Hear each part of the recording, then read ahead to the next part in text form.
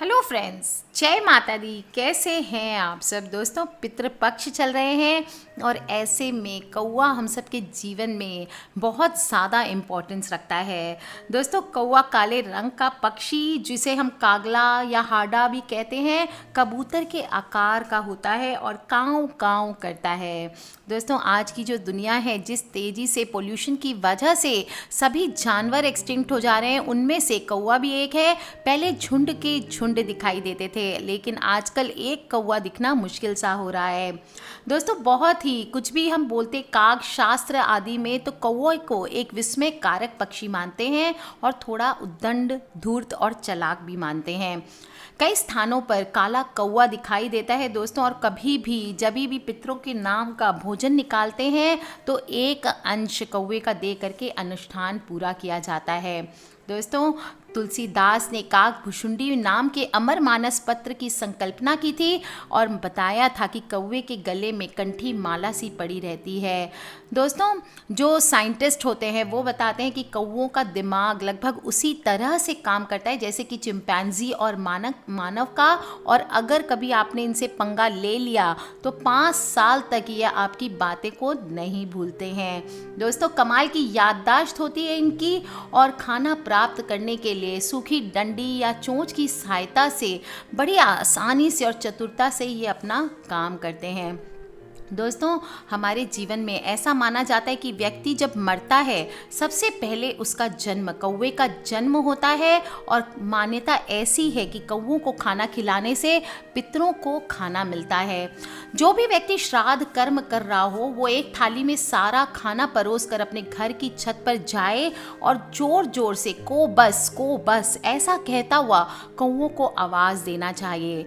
थोड़ी देर बाद जब कौवा आ जाए तो वो खाना परोसा जाता है। पास में पानी का भरा पात्र रखा जाता है।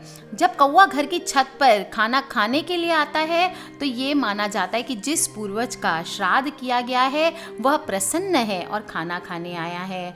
दोस्तों, कौवे के देरी से खाना देना या कौवा आकर बिना खाना खाए वापस चले जाने से माना जाता है कि पितर नाराज हैं और फिर उनको राजी करने के उपाय किए जाते हैं। इस दौरान हाथ जोड़कर किसी भी गलती के लिए माफ़ी मांगी जाती है और कौवे को खाना खाने के लिए कहा जाता है। जब तक कौवा खाना नहीं खाता व्यक्ति के मन को प्रसन्नता नहीं मिलती।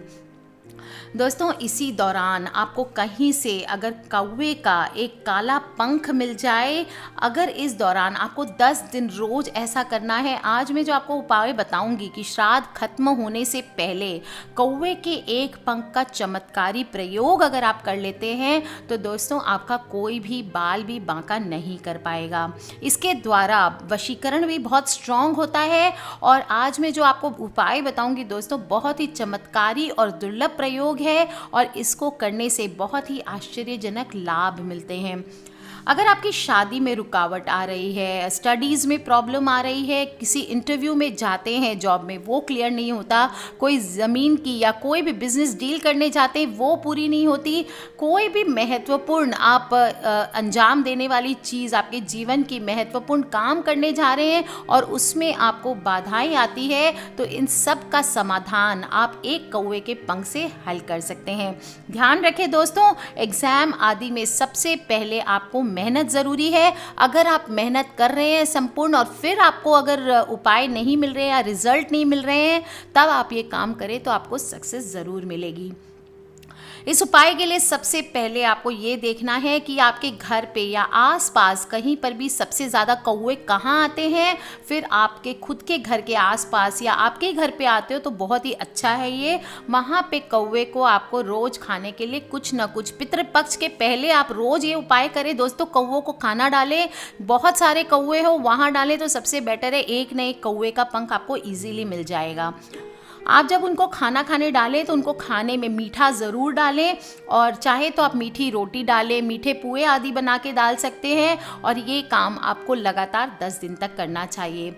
इन 10 दिनों में आपको कौवे का एक भी पंख मिल जाए दोस्तों, तो आपको किसी और से मांगना नहीं है, आपको खुद लेना है। और कई बार अगर हो सके तो कौवे को पकड़ के आप निकाल सकें तो कौवे को पकड़ के निकाल ले एक पंख, और अगर कौवे को पकड़ के नहीं निकाल सके, खुद से गिर जाए, जो कि बहुत ही दुर्लभ होता है दोस्तों, ये भाग्य चमकाने वाला माना जाता है।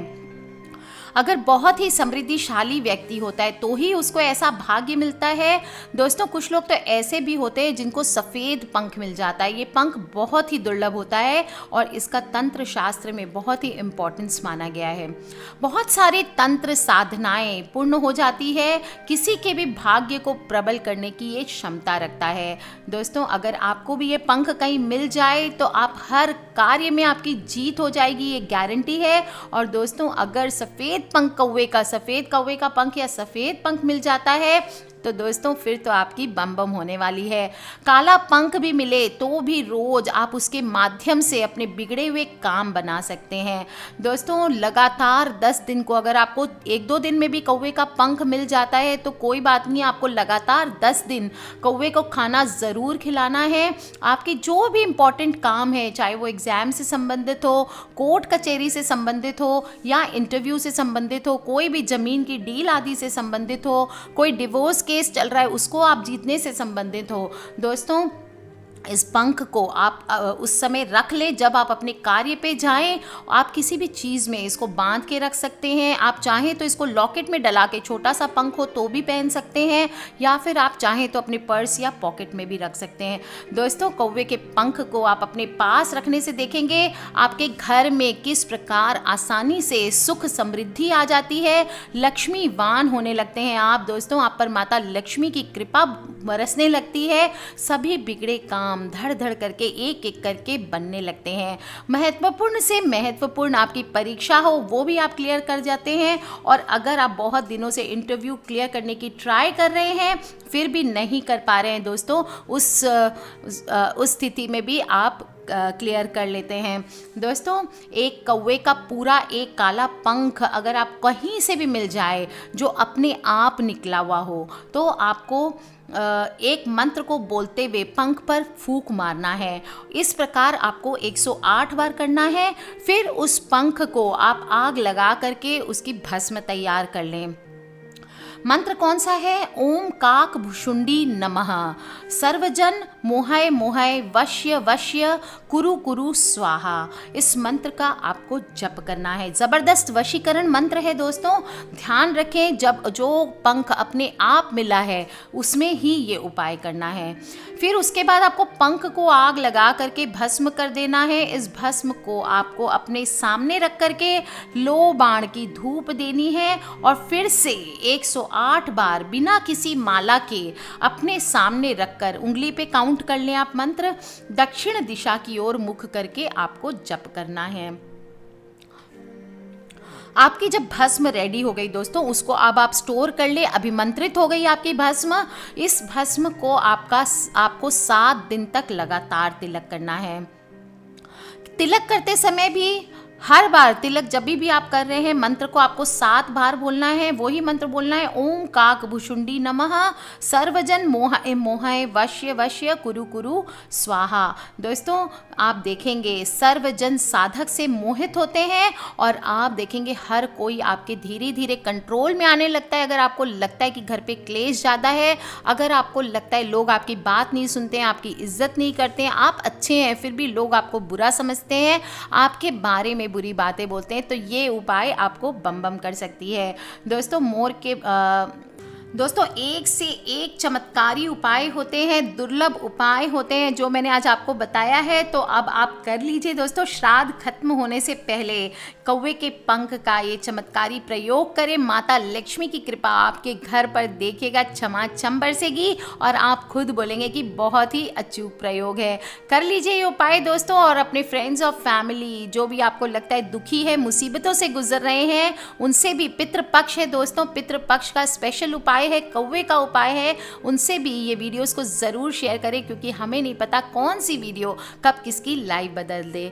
Love you all friends, take care, जय माता दी। किसी भी तरह के क्वेश्चंस हो प्लीज़ आप मुझे वीडियो के नीचे लिख के पूछ लें। सब्सक्राइब करके रखें ताकि आप और मैं आने वाले वीडियोज़ के थ्रू ढेर सारी बातें कर सकें। जय माता दी।